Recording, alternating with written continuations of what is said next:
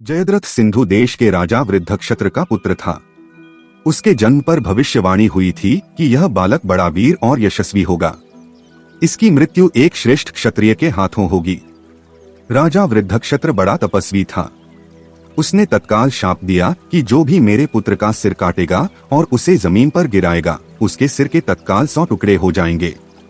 युवा होने पर राजा वृद्धक्षत्र अपने पुत्र को राज्य देकर तपस्या करने स्यमंत पंचक नामक स्थान पर पहुँचे और आश्रम बनाकर तपस्या करने लगे। यह स्यमंत पंचक स्थान ही कुरुक्षेत्र कहलाया। अर्जुन ने जयद्रथ को सूर्य छिपने से पहले मारने का प्रण किया था। यह युद्ध का 14वां दिन था। अर्जुन जयद्रथ की तलाश में निकल पड़ा। उस दिन द्रोणाचार्य ने विकट व्यूह रचना की थी। इस व्यूह के मध्य में जयद्रथ कौरव वीरों भूरिश्रवा, कर्ण, अश्वत्थामा, शल्य, वृषसेन आदि कितने ही महारथियों की सुरक्षा में रखा गया था।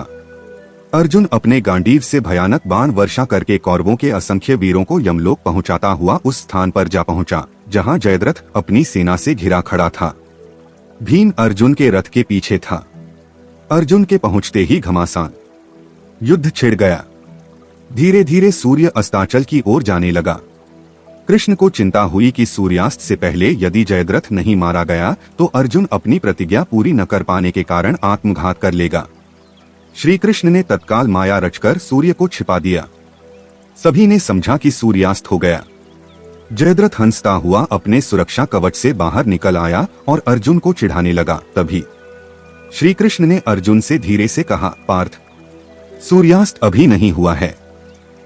तुम जयद्रथ का मस्तक इस तरह से काटो कि इसका सिर इसके पिता वृद्धक्षत्र की गोद में जा गिरे। श्री कृष्ण का संकेत पाते ही अर्जुन ने एक ही बाण से जयद्रथ का सिर काट डाला। सिर हवा में उड़ता हुआ तपस्यारत वृद्धक्षत्र की गोद में जा पड़ा।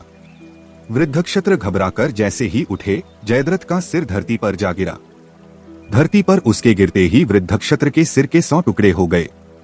दोनों पिता पुत्र तत्काल यमलोक को सिधार गए। तभी आकाश में सूर्य फिर से चमकने लगा। कौरवों और पांडवों में भयानक युद्ध छिड़ गया। 14वें दिन का युद्ध सूर्यास्त तक ही नहीं चला, बल्कि मशालों की रोशनी में रात्रि में भी चलता रहा। युद्ध मर्यादा की सारी सीमाएं टूट गईं। धर्म की चिंता किए बिना युद्ध होता रहा। कौरव सेना के अनेक वीर उस दिन मारे गए, उनमें भूरिश्रवा भी एक था।